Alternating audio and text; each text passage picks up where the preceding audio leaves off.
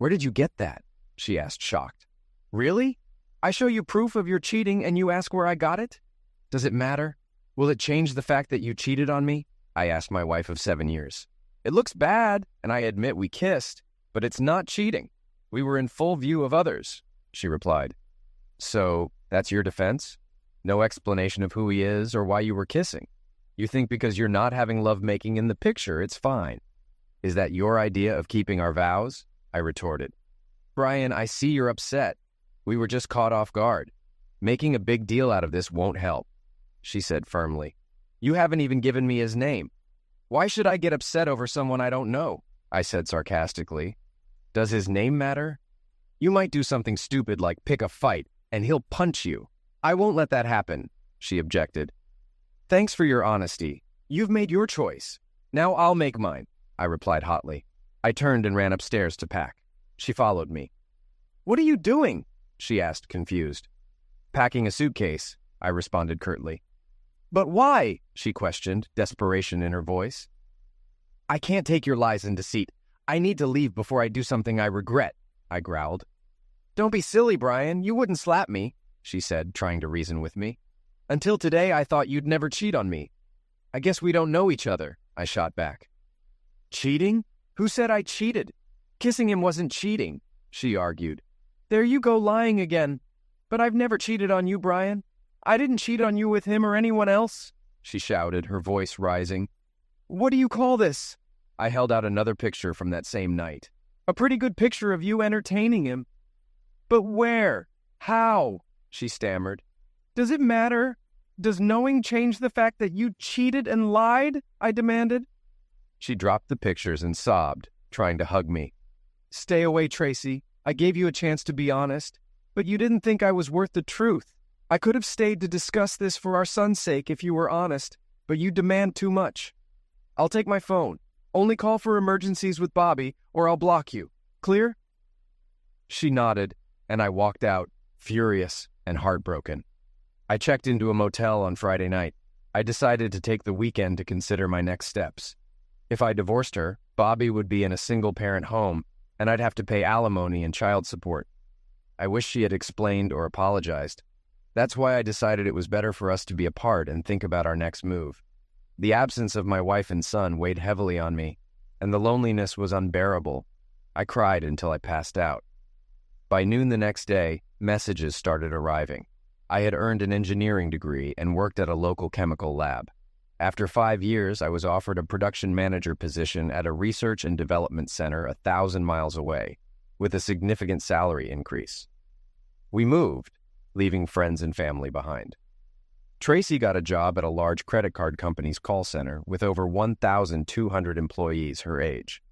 A year later, Bobby was born, and I convinced her to be a stay-at-home mom since I was well paid. She loved her work friends, who quickly became our social circle. We often got together with her coworkers and their spouses. Although I had no objections, our social life mostly revolved around her coworkers. I felt out of place among the charming men, but they treated me well. The messages were from our friends, whom Tracy had informed about our problems in detail. They urged me to meet and resolve the situation. I was amazed at how she kept this from me, but shared it with them. I dislike others knowing carnal details of my life. Tracy didn't call or text, knowing I'd block her. Cassidy, Tracy's best friend, seemed to instigate everything. She wanted me to meet the group at her house on Sunday at 6 p.m. Suspecting a trap, I suggested Angus Steakhouse instead, where I could leave freely. They reluctantly agreed. I had several reasons to agree to the meeting: to understand why Tracy did what she did, to see whose side our friends were on, and to learn if anyone was involved in her actions. As an account manager, I'm used to confrontations and staying calm. I wanted answers to make an informed decision. I parked my car nearby and walked to the restaurant, realizing the group had arrived early to strategize. This amused me. There was only one seat at the table next to Tracy. She stood to greet me, but I stopped her before she could reach me.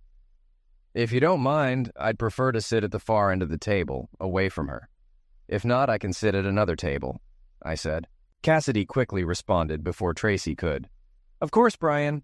Jared, please give Brian a seat at the end of the table. Your dinner is already paid for, Brian. Let's all go ahead and order. We were in a private dining area to avoid prying eyes. Everyone placed their orders quickly. Before Cassidy or anyone else could start talking, I handed out copies of the photo of Tracy kissing the mystery man. You all seem very interested in Tracy and me settling our differences. I was shocked she shared our personal matters before we had a chance to discuss them ourselves. This shows her continued disrespect for me and our marriage. Cassidy tried to speak, but I interrupted. Before any discussion begins, I want an answer. Look closely at this picture. Do you see that man? Tracy refuses to give his name. I'm sure at least one of you knows who he is. If you want to help, I need information. If no one can be honest and provide the facts, then we have nothing more to discuss. There was complete silence. Even Cassidy hesitated to speak. No one claimed they didn't know the man or offered his name. I had my answer. Thank you for your time. I hope someone is hungry enough to eat my steak. I've lost my appetite. No one here seems interested in helping us repair our relationship. I apologize. I got up and left. Tracy called out, begging me to come back, but no one else did. It was clear our friends were her friends, not mine. Tracy, Cassidy, and the group were stunned. They had planned a reasonable discussion, but I blindsided them with my demand. They weren't prepared to handle it. I didn't mention it at the restaurant, but I was on my way out of the motel. I stopped at a fast food place to grab something to eat. When I got home, I talked to the babysitter Tracy had hired, paid her, and thanked her. I quickly ate and moved my clothes and personal items into the spare bedroom. Over the weekend, I had bought locks with identical keys for the spare bedroom and hall bathroom doors to avoid any physical encounters with Tracy. Once settled, I played with my 3-year-old son, bathed him, and put him to bed. Tracy arrived home around 10:15 p.m. She seemed happy to see me back and found me in Bobby's room, watching him sleep with tears streaming down my face. I shushed her and waved her away. No need to disturb his innocent slumber. After closing the door, she tried to hug me, but I stopped her. I'm glad you're back. Let me make you something to eat. We need to talk. I've already eaten, but thanks. So where have you been? With your lover again? I hinted. No, I was at the steakhouse. They helped me find the right words to get us back on track. I have a lot to tell you, she explained. I'll talk if you give me your lover's name. If not, we have nothing to discuss. I just can't, she said sadly. I wish you'd show me, your husband, half the devotion you show your lover. I'll stay in the spare bedroom until further notice. Don't touch me. Who knows what diseases you might carry now, but I won't let this keep me from my son. If you're ready to talk, your first words will be your lover's name. If you're willing to sacrifice our marriage to protect him, so be it. Don't speak to me until you're ready to give up his name. She walked away, sobbing. A week went by. Tracy and I only spoke to Bobby, not to each other. On Monday night, I came home to a surprise. Everything seemed fine until I walked into the kitchen. A crowd of Tracy's friends surrounded me, eager to see me again. They avoided saying anything that might annoy me, but it felt like they were walking on eggshells. The first thing I asked was, "Where's Bobby?" I didn't want adult conversations around my son. I've dropped him off at the babysitter's. He's staying there tonight, Tracy explained. I see, I said, surprised. There had been pre-planning I wasn't aware of. I didn't see your cars parked outside. We all parked a block away to surprise you, Brian. We couldn't risk you driving by after seeing our cars, Cassidy said. Well, you caught me off guard. Why are you all here? Has something changed that I should know about? I asked. Yes, honey, Tracy began. Let's go to the living room and explain everything. I'm ready to answer your questions. Sure, but I need to use the bathroom first. I'll be right there. I went to the restroom, turned on the recording on my cell phone, and put it in my shirt pocket. Then I joined them in the living room and noticed 2 new faces. I immediately recognized Tracy's lover sitting next to a younger woman. Tracy began, Brian, meet Elliot Franklin and his wife, Gail. They've been our friends for a long time. I know this may shock you, but you insisted on knowing who he was. We all decided this was the best way to tell you. If you try to attack him, the guys here will intervene. We don't want anyone to get hurt. So you finally show me his face. It's a bit late to worry about me getting hurt, isn't it? I said sarcastically. You didn't care about hurting me, just keeping him safe. Don't worry, I won't touch him. I don't want any diseases he might have given Tracy. Everyone groaned in disappointment. Cassidy jumped in. Brian, we understand your frustration. Can we speak calmly? We are trying to give you what you asked for. You wanted his name, and now you have it. We assumed you would also want to talk to him, and we've arranged that. Elliot doesn't need me to speak for him. He can speak for himself. We're just introducing you." Elliot stood up and held out his hand. "We've gotten off to a bad start. I hope we can be friends, or at least polite. I'll treat you with respect and courtesy, and I hope you will do the same." "May I call you Brian?" he asked. I kept my hands at my side. "First, since we're just meeting, Mr. Franklin, you should call me Mr. Wilson. I can't imagine our relationship warrants familiarity. Second, you promise respect after showing blatant disrespect. I won't ignore your insolence and treat you politely in return." "Fair enough, Mr. Wilson. My suggestion was for our conversation today, not past incidents. I'd like to discuss what happened between me and the woman you married." "Please don't call her my wife. That title may be short-lived. I'm considering divorce, which I'm sure you know." "How should I address her, Mr. Wilson?" "Refer to her as the woman I married. I'll accept that." "Very well, Mr. Wilson. I'd like to explain what happened between the woman you married and me. I hope you find my perspective acceptable." "I'm listening, Mr. Franklin. Go ahead." Elliot took a deep breath and began. "Look around this room, Mr. Wilson. You see a room full of attractive people, including the woman you married and yourself. Do you think it's a coincidence that your best friends are more attractive than average? This group came together like birds of a feather. As friendships grew, so did closeness. Everyone here is in a happy, stable relationship. Our goal is confidence in our soulmates, making us inseparable. We all believe the same about you and the woman you married," he continued. "Take my wife, Gail. She's as great to me as any woman here, and we plan to spend our lives together. No man here, including you, will take her from me. This confidence allows us to share with others for our mutual growth. Monogamy is outdated. True love involves trust, closeness, understanding, and sharing." "How nice for you and your wife, Mr. Franklin, and the rest of this group if they all agree. But that has nothing to do with me and the woman I married." "Excuse me, Mr. Wilson, but don't you see the benefits of trust, understanding, and security in your relationship? You could both grow by opening up to this," he said, spreading his arms to include everyone. "If what you say is true, Mr. Franklin, then you just called every woman here a strumpet, including the one I married. I'm appalled you changed her morals so easily. A gentleman never interferes in marital relations as you have." "I see your flawed logic, Mr. Wilson. This isn't one-sided. You, too, are invited to embrace our concepts. You could be with any woman here if you desired. When you joined our group, it was inevitable you'd be invited to participate fully. If you hadn't reacted so harshly, she would have discussed the potential benefits with you. Instead, she panicked and retreated. I'm sure you'll see the benefits of what we suggest. We just need to find a way to make you comfortable." "I see," I said, pretending to consider his words. Then I looked Tracy in the eye and asked, "Is this true? You discussed this with them and agreed to test the waters with Mr. Franklin without telling me first?" Tracy nodded nervously. "I heard how these experiences improve and strengthen marriages, and I wanted the same for us. By being with Elliot, I was evaluating how it could benefit our relationship. My love for you hasn't changed. I only wanted to show you what I learned to convince you it would be good for us." She smiled, realizing it was our first real conversation since that night. "So, you want me to believe that one session with him made you an experienced courtesan? It wasn't your first time, was it?" She looked down, unable to meet my gaze. Mr. Franklin jumped in. "Don't you see, Mr. Wilson? We helped her understand the benefits. You can participate too, and there are other advantages." "So you think you're some kind of Casanova?" I asked. "Mr. Wilson, I am experienced and attentive. I help less experienced lovers like the woman you married.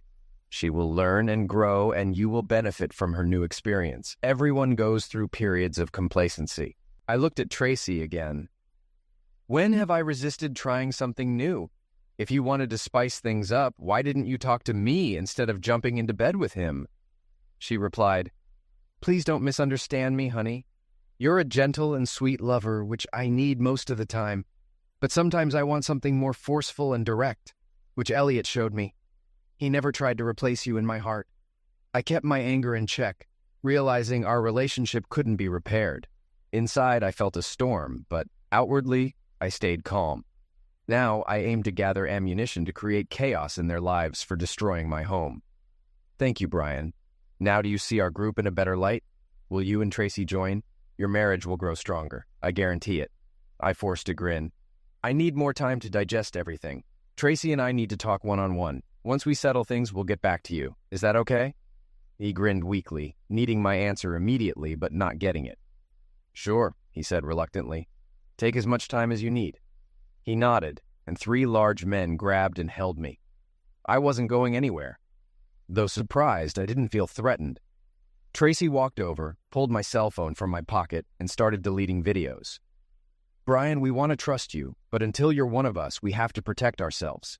It was clear you were recording tonight's events on your phone. We can't afford that. Tracy nodded at Elliot, who asked, Is it all gone? Tracy replied, Yes, there's no recording of tonight. She tucked my phone away, showing she was fully committed to their group. I showed the look of defeat Elliot wanted. Elliot continued, Don't be so down, Brian. I'd like to think you were recording to choose who to be with first in our group, but we can't take that risk. He patted me on the back, and the group quietly left. I grabbed my keys and headed to the garage. Tracy asked, Where are you going? To pick up Bobby, if that's okay, I replied. I was hoping we could, reconnect tonight. Do you really need to get him now? I miss my son. I'll be back soon, I said, and walked out. I drove to Angus Steakhouse, hungry since I hadn't eaten dinner. The restaurant didn't disappoint. I savored the tender beef, mentally reviewing the night's events, hoping my plan would work out. Mrs. Stevenson thanked me for the generous tip. I might need her help again soon. Bobby was thrilled to see me and couldn't stop laughing all the way home. I bathed and fed him before putting him to bed. Tracy informed me she was cooking something light, but I told her I had already eaten and she should take care of herself. Offended, she brushed me off, not wanting to upset Bobby since we both had work tomorrow. I got ready for bed. Tracy wanted to talk. What's going on, Brian? You seemed interested in Elliot's offer, then you shut me out. What happened? She asked. I'm glad you asked. Let me answer with some questions.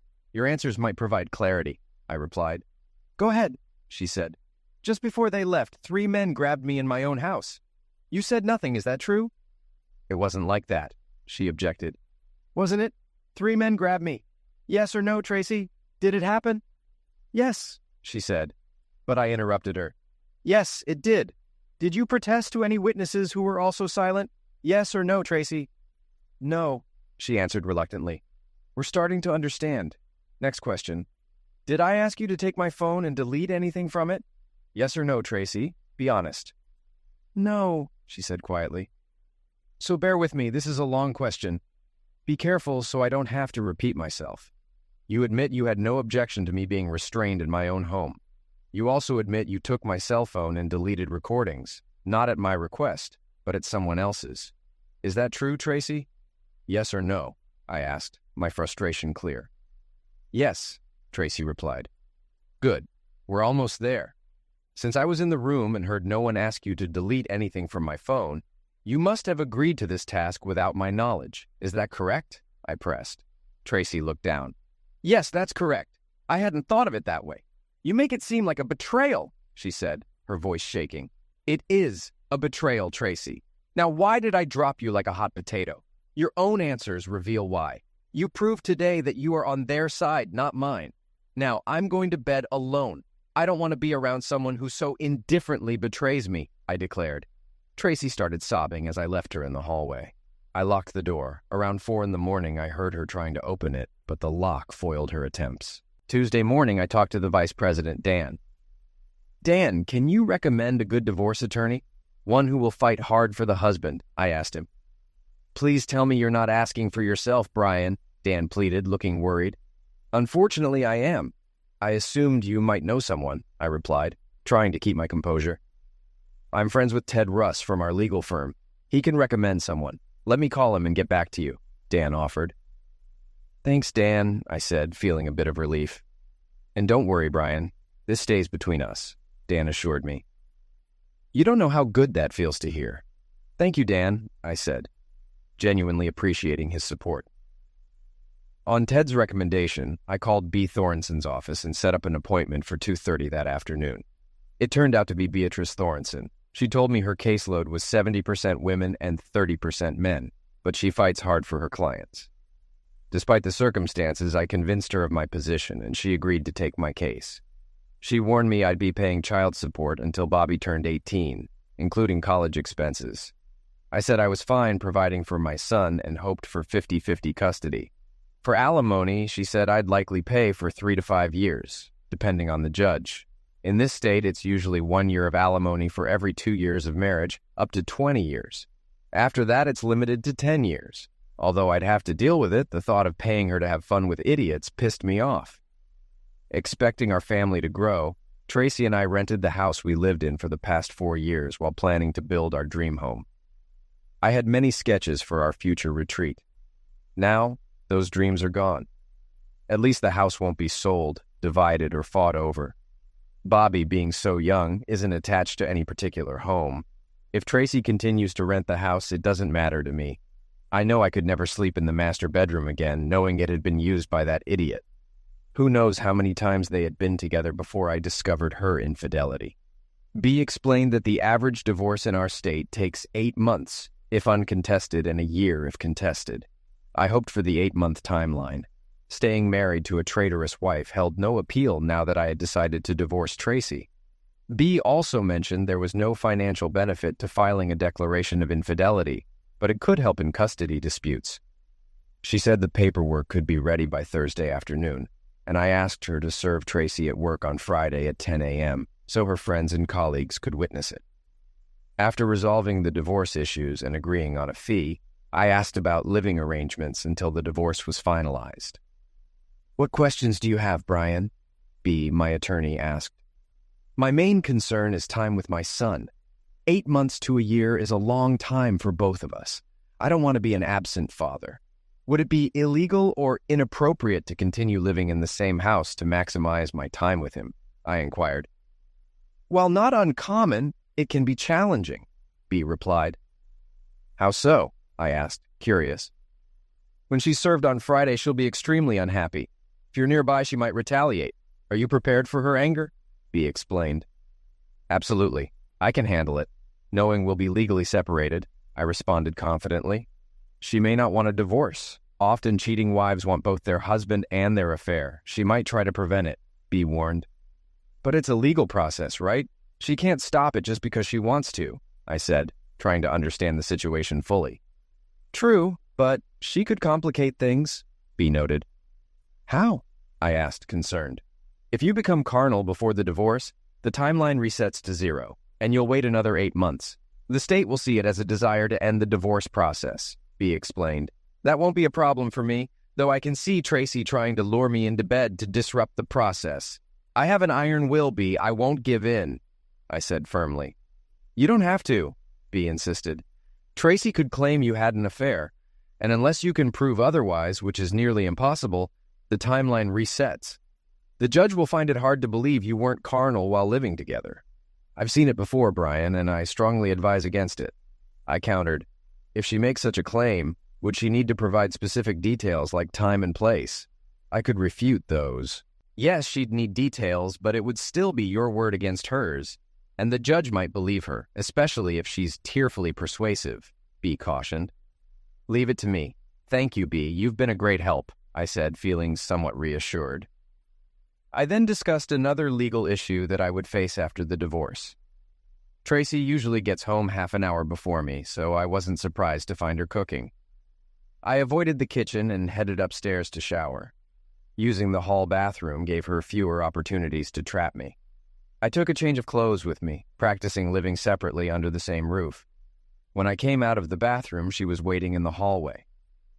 "Dinner will be ready soon. Bobby's in his high chair. You smell nice," she said. "I'll be right down." "Thanks," I replied, unlocking my spare bedroom door. The tension was palpable, but she didn't say anything sarcastic.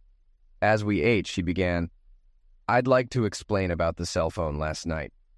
"Go ahead," I said calmly. "Elliot knew you were recording and said it wasn't fair to expose everyone to that risk. They couldn't leave until the threat was neutralized. He suggested I delete the records myself in your presence. I see. And why did they trust you to do that to your husband? I asked. Because I gave them my word. Brian, I don't understand, she said, sounding confused. Understand what? Didn't you promise to be faithful to me on our wedding day? Silence followed my remarks, and I was glad for it. Darling, I don't want you to think I'm on their side. That's not true, Tracy insisted. It isn't? What if those men had grabbed you in our house? Do you think I would have stood by silently? I challenged. What choice did you have, Brian? They could have taken you easily, she reasoned. That's true, but that wouldn't have stopped me. I would have fought for you because I would have been on your side, not theirs. Last night, you acted like one of them, I pointed out. I'm sorry. You don't understand, Brian. I explained about the cell phone. I don't know what else to say, she said, looking frustrated. There's nothing more to say, is there? I joked. You're right. How did you find those pictures, Brian? I'd like to know, she asked, her curiosity piqued. I'm sure you would. Maybe one of your friends isn't as loyal to your cause. What if a coworker sent those pictures to me? How would you feel? I teased. Who? Please tell me who. A man or a woman? She asked urgently. I can't tell you, Tracy. Why not? I gave my word, I said with a grin. She realized she wasn't getting anywhere and decided to change the topic. Did you enjoy watching? She asked, trying a different angle. No, I just saw a bunch of animals, I replied bluntly. That's right, Brian. It doesn't have to be emotional. It's supposed to strengthen our marriage, she argued. How's that going? Our marriage is hanging by a thread, I retorted. I already feel closer to you, she added sarcastically. Don't be like that. You don't understand. Tracy, has our life become so boring and devoid of fantasy that you think we can't survive as a couple without involving others? I asked, my voice filled with disbelief. I didn't say that. It's not about survival. Don't you want to do more than just survive? Shouldn't we take chances to strengthen our marriage? What's the damage in that? She asked, her voice full of frustration. The damage is the destruction of the trust we once had. Your experiments are tearing our marriage apart. Maybe your friends don't value fidelity, but I do. I don't trust you anymore, Tracy. You've shown you're capable of doing whatever you want behind my back. If it's so important, why didn't you talk to me before jumping into bed with another man? I responded, my voice rising. I knew you'd react like this. I thought if I participated and saw the benefits, I could bring what I learned to you. When you see the improvements, you'd understand the value, she explained, trying to justify her actions. So you and Elliot see yourselves as enlightened, thinking people like me need to be spoon-fed your superior knowledge. How elitist of you! I didn't realize how lucky I was, I said, sarcasm dripping from my words. She noticed. Let me show you what I've learned. I adopted techniques from Elliot and watched Gail closely last night. The goal is to improve our love life, not destroy it. Let me show you. You won't regret it, she enthused, attempting to persuade me. Every time I look at you, I cringe. I'm not interested in kissing you anytime soon. All you offer now is what used to be mine, shared freely with other men, I retorted, my anger barely contained. Only yours. You don't own me, Brian. I never have and never will, she said defiantly. You're right. I never claimed to own you. I thought you were mine because you said you gave yourself to me. Now you've taken that back and given it to another man. You've broken something in me, Tracy, and I'm not sure it can be fixed, I said, my voice filled with sorrow and finality. She started sobbing again. That was the last conversation we had until Friday. I spent all my free time with Bobby. I changed his diaper and didn't ask for her help. It was almost a game of who bathed him the most. Bobby enjoyed the attention, and so did I. Over the next few days, I researched Elliot and Gail Franklin. I found almost nothing. The only public record for an Elliot Franklin was a homeless man arrested for soliciting money downtown. The photo and age didn't match the one who had entertained Tracy. I'll keep trying to find out more about them. I arranged for Tracy to be served at 10 a.m. on Friday because I was attending a meeting of the local chapter of facilities managers. These meetings last 2 to 4 hours, including lunch, and are sponsored by contractors advertising their services. If Tracy called, my secretary would confirm my extended absence, and I'd leave my phone on silent, only answering emergency work calls. I wasn't avoiding Tracy. I wanted to give her time to process the shock before talking. When I returned to work, I saw her numerous messages and called her back. She answered quickly, clearly upset. It's about time. Are you serious? Getting served in front of my friends? Do you know how embarrassed I was? Are you really divorcing me over this? I told you it was nothing, Brian. When will you get that through your head? Why won't you return my calls? Why won't you talk to me? My secretary should have informed you that I was in a management meeting. I called you back as soon as I could. I have a job to do. And when have I refused to talk to you? You've been avoiding me for the past 2 days. I'm still talking to you now. Let's resume this conversation after work when we have more time, I said firmly. She started crying. I don't want a divorce. Please, Brian, don't divorce me. We'll talk tonight. Okay, Tracy? Okay, she said, sniffling. I love you. Tonight, then. Goodbye, Tracy, I said, ending the call.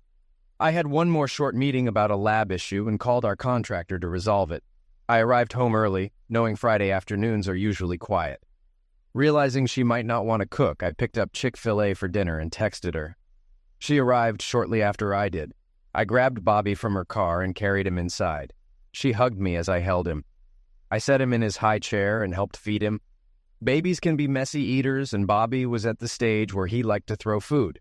She thanked me for the takeout. We cooed and talked happily with Bobby, even as she cried. I spent the evening with Bobby, not leaving his side until he was asleep. He was my focus and reason for enduring the situation. Later, I found Tracy in the living room, looking over the divorce papers. She took a deep breath to calm herself before speaking. I'm sorry, Brian, okay? Is that what you wanted to hear? She asked, her voice trembling. Honestly, it's the first apology since this started. What exactly are you apologizing for, Tracy? I asked, my tone stern. I'm sorry you saw those pictures and found out the way you did. I can only imagine how uncomfortable it was for you, she said, trying to sound sincere. So, you're sorry I found out, not sorry you cheated. Got it, I replied, feeling the anger rise. Don't say that. Elliot said once you see the benefits of our group, you'd accept it. You'd have the freedom to be with other women just like I am with other men, she explained, desperately trying to justify her actions. Of course, that's what he said. You and Elliot both failed to consult me about infidelity. It's a shame you trust his words over mine. He doesn't know me or our marriage, and apparently neither do you, I said, feeling betrayed. Look, I realize now I acted wrongly. You're right. I should have talked to you first. Elliot told me that if I had approached you, things would have gone smoothly. He's convinced you'll come around, but now I'm not sure. Why don't you call off the divorce and let's get back to normal, she pleaded. Normal? That train has derailed. You blew it up when you cheated. Just sign the papers and let's move on with our lives, I said, feeling resolute. You don't want Bobby to end up in a single-parent family calling another man daddy. No man wants that for his son. Reconciliation is the best option, she argued. I wouldn't want him to call another woman mom if you remarried after a divorce, I countered. That's true. You should have thought about all this before you broke your vows, I said, my voice cold. It would hurt to hear him call another man daddy, but it's better than living in a house full of lies and deceit. I wouldn't be part of your group of infidelity. They may be attractive, but they are disgusting to me. I can never be carnal with you again, Tracy. Put that in your pipe and smoke it, I said, my words laced with finality. You're just saying that to hurt me, and it really hurts. One point, Brian, she said, her voice breaking. What if I gave up the idea completely? Swore I'd never get involved again? What if I turned my back on them as friends? I'm desperate. You and Bobby are the best things in my life. I'm sorry you think I've turned my back on us, but it's not true. I value you two above anything else, she pleaded, tears streaming down her face. I hear your words, Tracy, but I don't believe you. You've already proven yourself to be a liar. I can't trust you anymore. Just sign the papers and let's get this over with, I said, my voice firm. I'll never sign those papers. I don't want a divorce, and I will fight you every step of the way, no matter how long it takes. I may have lost you now, Brian, but I want you back. I'll crawl to you on my hands and knees until you take me back, she vowed, her determination evident. Too bad you didn't have enough faith in us to stay true to your vows. Once cheated, always cheated. That's how I'll always see you, I quipped. She started sobbing. realizing the difficulty ahead. "What now?" she asked. "I hope you don't expect me to leave. I'm staying here with Bobby. We have nowhere else to go," she mumbled. "You're right. Bobby is my whole world now. I don't want to be away from him. That's why I'll stay here during the divorce. I won't get in your way. I don't need you to do my laundry, cook, or clean. You take care of your needs, I'll take care of mine, and we'll both take care of Bobby. Just don't touch me. You're disgusting to me now. We will coexist until the divorce is final, but there will be no reconciliation," I stated firmly. Her hope turned to dejection. "I heard you, Brian, but divorce is a long road, and a lot can happen. I'm going to get you back, honey. I swear I will," she declared. "As long as you keep hanging out with your friends, you won't have a chance. I won't socialize with them again. If you ever bring one of your lovers here, you and he will regret it. Is that clear?" I warned. "Of course, sweetheart. I'll turn my back on them if that's what it takes." "Do you want me to quit my job and be a full-time mom?" she asked, trying to find a way to mend things. "No, it's too late for that. Besides, if you did, I'd just be paying more in child support in the divorce," I responded bluntly. She didn't like my response, but kept a cheerful smile. I decided to treat this as a temporary business arrangement. Nothing would stop me from spending time with my son. For a few weeks, we communicated politely, saying only what was necessary. Surprisingly, we agreed to several suggestions from my attorney. I would pay the rent if Tracy paid the utilities. I canceled all utilities in our joint names and reissued them in hers. Both our cars were paid off, so we each paid for our own gas and insurance. We took care of our own meals, so there was no need to share groceries. Financial independence was easier than I expected. Since I still paid most expenses, she accepted it. I transferred half of our savings to a new account in my name and left the rest in hers. She was unpleasant for a few days, but soon realized I was just enforcing the divorce terms she refused to sign. Tracy made every effort to engage me in conversation. I was always polite and never refused unless she got personal. I never asked her for anything or started conversations. One day, while looking for socks in my desk drawer, I realized I hadn't seen the 3 pictures of Tracy and her lover. I urgently searched all the drawers but couldn't find them. I knew who had taken them. Examining the lock on my door, I noticed fine scratches, suggesting she had a locksmith make a key. The next day, I bought 2 new identical locks for the bedroom and bathroom doors and kept the keys hidden. She didn't want me to know she could access my room, and I didn't want her to know she couldn't anymore. Her continued betrayal confirmed my decision to divorce was right. I wondered if she'd lie about her date with Elliot. After a few months of detente, she began asking me to take her out or do couple activities. I always declined politely. She was getting nervous, missing her friends, but remembered her promise not to socialize with them. Then I started getting calls and messages from them, inviting me out or offering to stay away. I blocked each number without responding. In mid-December, she invited me to her company's Christmas party. I declined, citing a babysitting commitment, and wished her a good time. We had always gone together before. The following weekend was my company's party. I planned to go alone, but she didn't want that. She took Bobby to the babysitters, and I left for the party without a word. She followed me and found me at the party. She looked stunning and tried to make small talk, but I kept my distance. Vice President Dan asked if we had reconciled. I explained the situation, and he laughed, admiring my courage. I emphasized my priority was spending time with my son. Dan understood. Leaving the party, I picked up Bobby, who slept all the way home. I expected Tracy to be upset, but she seemed grateful for any attention she received. Tracy wore minimal clothing around the house. I used my engineering skills to lower the house temperature, hoping she'd wear more. It partially worked, and after 2 weeks, I restored the thermostat to normal. At least I tried. 5 months later, she informed me she was having dinner with her friend Cassidy on Saturdays if I didn't mind watching Bobby. I agreed, as long as she didn't bring anyone into the house. I joined my employer's bowling league on those Saturday nights, enjoying myself and the attention Bobby got from the ladies. It was much better than sitting at home wondering about Tracy. One day, I got home later than Tracy, and she asked where I had been with Bobby. I told her the truth. She asked to come along next time, and I told her honestly that I only left the house when she did. This upset her, but pleasing Tracy was no longer my concern. She often asked how we could be a loving couple again if I never gave her a chance. She never signed the divorce papers, which were supposed to take a year. 6 months later, my attorney, B. Thorenson, informed me that Tracy's lawyer had successfully argued for 10 mandatory marriage counseling sessions, 2 a week. I had to attend and answer every question the counselor asked. I asked if I could repeat the same short sentence for every question. B said as long as it was relevant to our marriage, it was fine. I thanked her and hung up. Tracy's lawyer ensured the counselor favored the wife and vilified the husband. I didn't care what the therapist thought as long as I followed the law. To every question and statement from Tracy and the therapist, I replied, I don't want to stay married to a promiscuous woman. Soon, they were both frustrated and angry.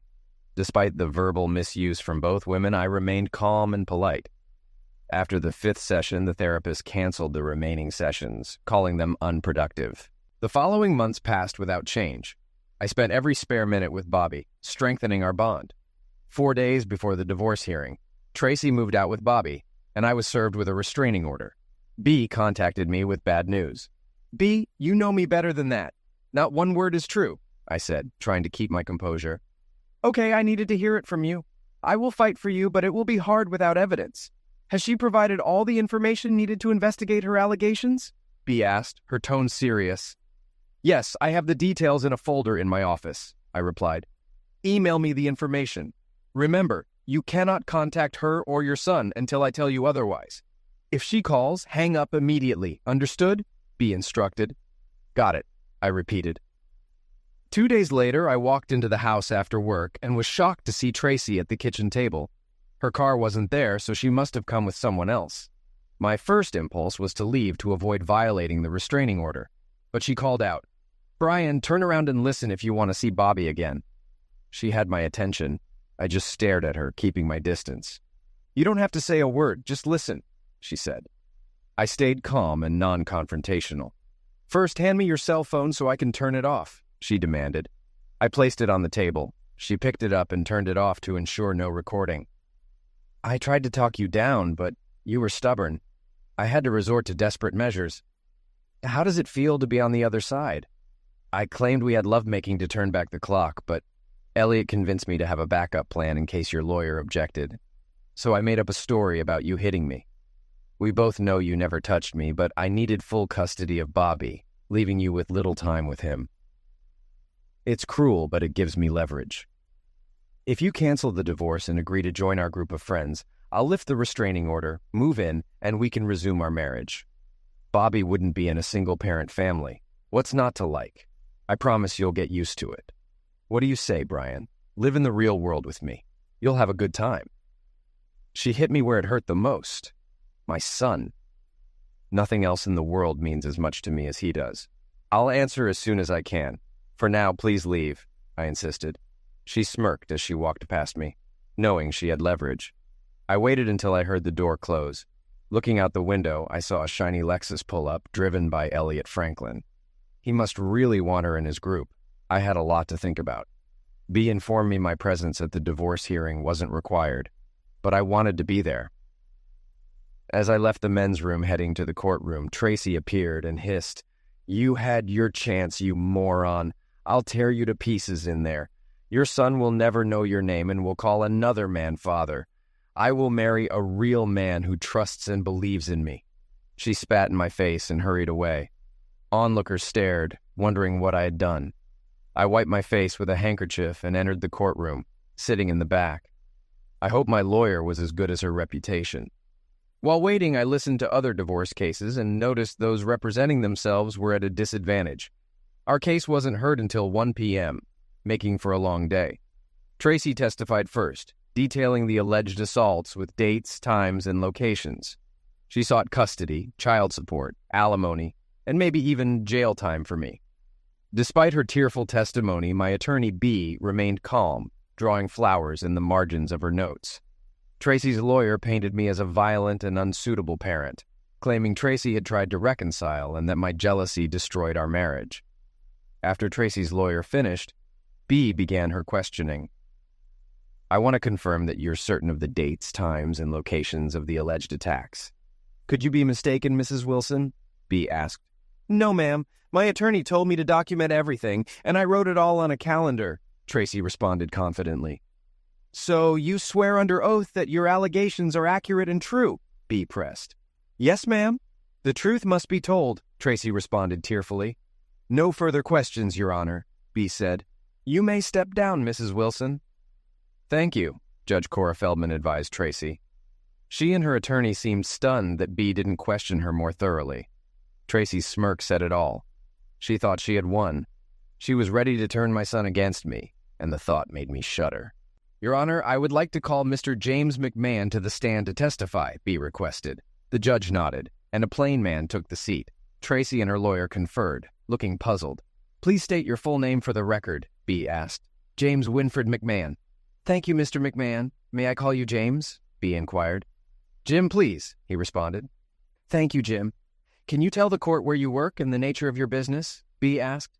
I own and operate McMahon Investigative and Security Services, Jim explained. Jim, how did you meet my client, Mr. Wilson? B continued. He approached me about 14 months ago, concerned about his wife, Mrs. Tracy Wilson. He suspected infidelity, but had no proof. We offer private investigative services to confirm such suspicions, and he used our services, Jim answered. What did you discover during your surveillance of Mrs. Wilson? B asked. We gathered evidence of her infidelity and provided him with 3 photographs of her in bed with another man, Jim stated. Were those the only existing copies of her dating? B asked. No, ma'am. We store all photos and videos in secure cloud storage and maintain the originals. Mr. Wilson only received copies, Jim clarified. And do you have other copies of these images? B asked. Yes, right here. They are copies of the uncorrupted originals, Jim confirmed. Thank you, Jim. Your Honor, we would like to admit these 3 photographs into evidence, B requested. The judge accepted the photos, reviewed them, and handed them to the bailiff for processing. Thank you, Your Honor. Jim, was that the end of your association with Mr. Wilson? B asked. No, ma'am. He was concerned the affair might be ongoing and asked for guidance. I recommended installing hidden surveillance cameras and microphones throughout the house to monitor and record phone calls, secret meetings, and graphic images, Jim explained. And did Mr. Wilson hire your firm to do this? B inquired. Yes, ma'am. We installed the equipment the next day while Mr. and Mrs. Wilson were at work, Jim confirmed. Objection, Your Honor, Tracy's attorney protested. I request that all evidence obtained through those hidden cameras be declared inadmissible. Mr. Wilson could have easily altered those recordings to smear my client. Judge Cora Feldman looked at B. Before I rule on your objection, I'd like to find out if there are grounds for it. Attorney Thornton. Thank you, Your Honor. Jim, can you explain the nature and type of surveillance system installed in Mr. Wilson's home? B asked. Jim nodded. Certainly. We installed a high-resolution digital surveillance system with multiple cameras and microphones placed in strategic locations throughout the house. The system is designed to record continuously and store the data in a secure, tamper-proof cloud storage. The recordings are time-stamped and encrypted to ensure their integrity. Jim, can you confirm that the recordings submitted to the court have not been tampered with or altered in any way? B asked. Yes, ma'am. The recordings are in their original, unaltered state, directly retrieved from our secure cloud storage, Jim assured. Thank you, Jim. Your Honor, I believe this establishes the credibility and integrity of the evidence, B said, turning to the judge. Judge Feldman considered this information for a moment. Based on the testimony regarding the security and integrity of the surveillance system, I overrule the objection. The evidence is admissible. Thank you, Your Honor, B said. She turned back to Jim. Jim, did you review the footage from the surveillance system? Yes, I did, Jim confirmed. And what did you find? B asked. The footage showed Mrs. Wilson meeting with multiple individuals, engaging in activities that support Mr. Wilson's claims of her infidelity. Additionally, there were no signs of the alleged abuse that Mrs. Wilson described, Jim stated. Thank you, Jim. No further questions, Your Honor, B concluded. Thank you, Mr. McMahon. You may step down, Judge Feldman said. Tracy's attorney looked unsettled, while Tracy herself seemed visibly shaken as the truth began to unravel in the courtroom. Thank you, Judge Cora Feldman said to Tracy. She and her attorney seemed stunned that B didn't question her more thoroughly. Tracy's smirk said it all. She thought she had won. She was ready to turn my son against me, and the thought made me shudder. Your Honor, I would like to call Mr. James McMahon to the stand to testify, B requested. The judge nodded, and a plain man took the seat. Tracy and her lawyer conferred, looking puzzled. Please state your full name for the record, B asked. James Winfred McMahon. Thank you, Mr. McMahon. May I call you James? Jim, please. Thank you, Jim. Can you tell the court where you work and the nature of your business? I own and operate McMahon Investigative and Security Services. Jim, how did you meet my client, Mr. Wilson? He approached me about 14 months ago, concerned about his wife, Mrs. Tracy Wilson. He suspected infidelity but had no proof. We offer private investigative services to confirm such suspicions, and he used our services. What did you discover during your surveillance of Mrs. Wilson? We gathered evidence of her infidelity and provided him with 3 photographs of her in bed with another man. Were those the only existing copies of her dating? No, ma'am. We store all photos and videos in secure cloud storage and maintain the originals. Mr. Wilson only received copies. And do you have other copies of these images? Yes, right here. They are copies of the uncorrupted originals. Thank you, Jim. Your Honor, we would like to admit these 3 photographs into evidence. The judge accepted the photos, reviewed them, and handed them to the bailiff for processing. Thank you, Your Honor. Jim, was that the end of your association with Mr. Wilson? No, ma'am. He was concerned the affair might be ongoing and asked for guidance. I recommended installing hidden surveillance cameras and microphones throughout the house to monitor and record phone calls, secret meetings, and graphic images. And did Mr. Wilson hire your firm to do this? Yes, ma'am. We installed the equipment the next day while Mr. and Mrs. Wilson were at work. Objection, Your Honor, Tracy's attorney protested. I request that all evidence obtained through those hidden cameras be declared inadmissible. Mr. Wilson could have easily altered those recordings to smear my client. Judge Cora Feldman looked at B. Before I rule on your objection, I'd like to find out if there are grounds for it, Attorney Thorenson. Thank you, Your Honor, B replied. Jim, can you explain the nature and type of surveillance system installed in Mr. Wilson's home? All cameras transmit data wirelessly to a laptop hidden under the house, which is connected to a wired Ethernet hub, Jim explained. The data is streamed to our secure cloud servers. Mr. Wilson does not have access to the raw records. The laptop only stores the web address to which the content is sent. The only way to access these files is to contact my firm. We ensure the chain of evidence is constantly monitored. Mr. Wilson's only involvement is the monthly replacement of the camera batteries. Judge Feldman smiled at Jim and nodded. I've seen you in my courtroom before, Mr. McMahon. Your firm has an excellent reputation. The objection is overruled. Thank you, Your Honor, B responded. Turning back to Jim, she continued. Jim, you heard Tracy Wilson's testimony accusing my client of assault. Here are the dates and times of the alleged assaults. Do you think her accusations have any merit? No, ma'am, they don't, Jim replied confidently. What makes you so sure? B asked. When we reviewed the recordings from those dates, there were no incidents of violence. Mr. Wilson was happily playing with his son, and Tracy Wilson was alone in another room. The house was peaceful at the times of the alleged assaults. Tracy and her attorney avoided eye contact, focusing on the floor. Jim, can you provide additional information regarding her allegations? B prompted. Yes, I have a transcript of a phone call Tracy made the day before she moved, Jim stated. She talked about hating to see her husband treated this way and mentioned someone else punching her up so she could blame him. She planned to use this as leverage against him. Objection, Your Honor. That's hearsay, Tracy's attorney interjected. I can provide the original tapes. The transcript is an accurate reflection of her words, Jim offered. Tracy's lawyer did not object further. Thank you, Jim. No further questions, Your Honor, B said and sat down. Judge Feldman then addressed Tracy's attorney. Would you like to question this witness? Defeated, Tracy's attorney replied. No questions, Your Honor. Thank you, Mr. McMahon. You may leave the room, Judge Feldman said. Thank you, Jim responded, and then left the courtroom. After Jim took his seat, the judge continued. It's clear that an innocent man is being falsely accused to sway the court for full custody. Mrs. Wilson has perjured herself, a third-degree felony punishable by up to 36 months in prison. This transcript will be forwarded to the district attorney for possible prosecution. I grant full custody of Bobby Wilson to his father, Brian Wilson. Tracy Wilson will have visitation rights at Mr. Wilson's discretion. Mr. Wilson, please be generous with visitation as your child needs his mother." I nodded in agreement. As for alimony, I award $1,000 per month to Tracy Wilson for 42 months. Each of you will keep your automobiles. The checking and savings accounts will be divided equally based on the balances as of the divorce petition filing date. Each party will retain their retirement accounts. Since Mr. Wilson has primary custody, the court will not award child support. "Mr. Wilson, do you wish to stay in your current residence or move?" Judge Feldman asked. I stood up. "Your Honor, I don't want to live there any longer than necessary. Tracy can keep renting the house. I'm moving out." "Very well, Mr. Wilson.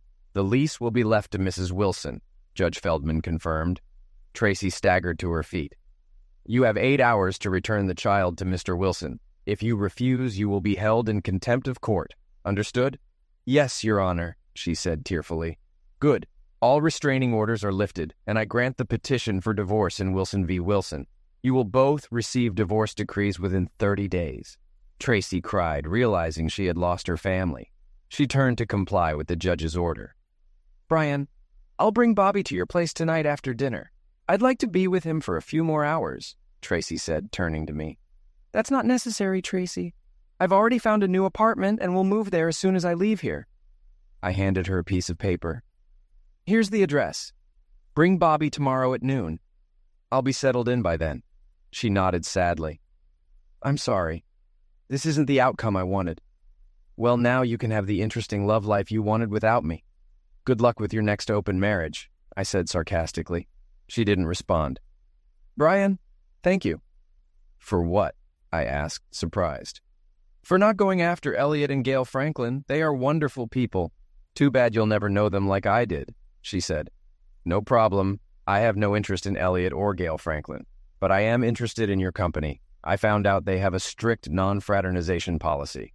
Tomorrow, I'll be suing your company, claiming violations of their policy destroyed my marriage and almost cost me my son.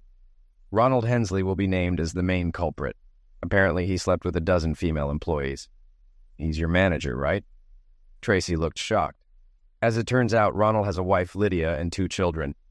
I don't know if she knows about his antics, but I'll make sure she does, including his relationship with Rita Consuela, or as you know her, Gail." "But why? His wife and children don't deserve this," she pleaded. "Neither did Bobby," I replied coldly. "Why? He destroyed my marriage. Why shouldn't I destroy his? He almost took my son from me. Why shouldn't his children know the truth? Even now you defend him. If you stick around, Tracy, you might get your dream man. He could be divorced within a year. The downside is he might also be unemployed, just like your call center girlfriends. Their silence about Ronald's behavior also violates company policy." "You want us all fired? How am I going to support myself now?" she objected. "Oh, don't worry, your job is safe. I promised your company I wouldn't publicize this as long as they kept you on staff. You might start your own group of followers. Just imagine how wonderful your life will be without me in the way. Once you explain how infidelity strengthened our marriage, the ladies will be eager to join. You might have trouble hiring another manager, but maybe one of the husbands will step up. Imagine all the exciting possibilities," I said. "But why are you protecting my job and firing everyone else?" she asked. "Because Bobby needs a mother in his life. It's not a dream job, and it doesn't pay much, but it's enough so you don't have to rely on me for money. When Bobby asks how I treated you in the divorce, I want to say I was fair. If you tell him otherwise, I'll show him the proof." Tracy and her friends didn't know I had known her lover's real name from the start. My private investigator did an excellent job. An engineer always approaches a problem with knowledge. If we don't have the answer, we find someone who does. B, my lawyer, sued Tracy's call center for $1.5 million and settled for a tidy sum. She kept $250,000, and the rest went to me. I wrote Tracy a check for $42,000, paying my child support obligations in full, with plenty left over to build my dream home. Word spread quickly at work, and many single ladies saw me as a potential catch. But after this roller coaster, I'm going to focus on Bobby for a while before dating again, free at last.